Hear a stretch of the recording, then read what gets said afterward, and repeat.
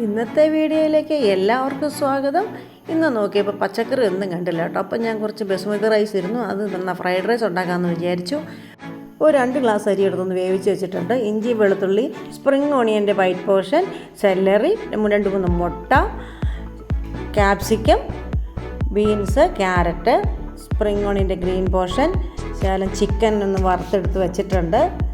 കുരുമുളകും ഉപ്പും ഒക്കെ ഇട്ട് തിരുമ്മിയിട്ട് മാരിനേറ്റ് ചെയ്ത് വറുത്തെടുത്തതാണ്. ഒരു 3 മുട്ട, അതിലേക്ക് കുറച്ച് കുരുമുളക് പൊടി, ശകലം ഉപ്പും കൂടി ഇട്ടിട്ട് നന്നായിട്ടൊന്ന് അടിച്ചെടുക്കുക. അത് നമ്മളൊരു പാനിലേക്ക് നമ്മളതൊന്ന് എടുക്കുകയാണ്.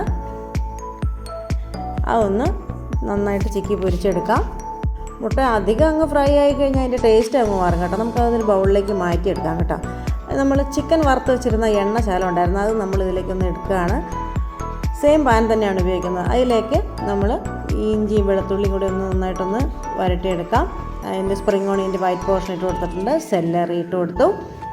നല്ല ടേസ്റ്റാണ് കേട്ടോ സെല്ലറി ഇടുമ്പോൾ. പിന്നെ നമ്മൾ ക്യാരറ്റും ബീൻസും കൂടി ഒന്ന് വഴറ്റിയെടുക്കാം. അധികം ഫ്രൈ ആയി പോകരുത്. ആവശ്യത്തിനുള്ള ഉപ്പും കൂടി ഇട്ട് കൊടുക്കണം. പിന്നെ നമ്മൾ കട്ട് ചെയ്ത് വെച്ചിരിക്കുന്ന ക്യാപ്സിക്കം ഇട്ട് കൊടുത്തിട്ടുണ്ട്. ഇനി ശകലം കുരുമുളക് പൊടിയും സോയ സോസും കൂടി ഇട്ടൊന്ന് നന്നായിട്ട് എടുക്കണം. ഇനി ഇതിലേക്ക് നമ്മൾ വറുത്ത് വെച്ചിരിക്കുന്ന ചിക്കനും മുട്ടയും കൂടി ഇട്ടിട്ട് നമ്മൾ വേവിച്ച് വെച്ചിട്ടുള്ള ചോറും കൂടി ഇതിലേക്ക് ഇട്ട് കൊടുക്കണം കേട്ടോ. ഇതിലേക്ക് 1 ടീസ്പൂൺ വിനാഗിരി ഒഴിച്ച് കൊടുക്കാം കേട്ടോ. നന്നായി മിക്സ് ചെയ്തതിന് ശേഷം മല്ലിയിലയും സ്പ്രിംഗ് ഓണിയൻ്റെ ഗ്രീൻ പോർഷനും കൂടി ചേർത്ത് നന്നായി ഒന്ന് ഗാർണിഷ് ചെയ്തെടുക്കാം. റെസിപ്പി ഇഷ്ടമായെങ്കിൽ ചാനൽ സബ്സ്ക്രൈബ് ചെയ്യുക. ബെല്ലൈക്കൻ്റെ ഓൾ ബട്ടൺ കൂടി ഒന്ന് പ്രസ് ചെയ്യുക. Thank you for watching.